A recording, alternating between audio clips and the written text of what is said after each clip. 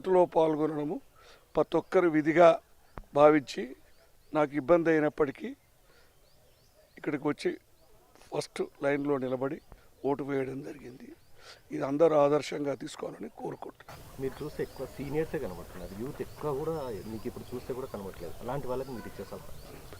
youth కూడా ఈ seniors అందరినీ కూడా చూసి మనం అందరం కూడా ఓటింగ్లో పాల్గొని ప్రజాస్వామ్యాన్ని బలపరచాలని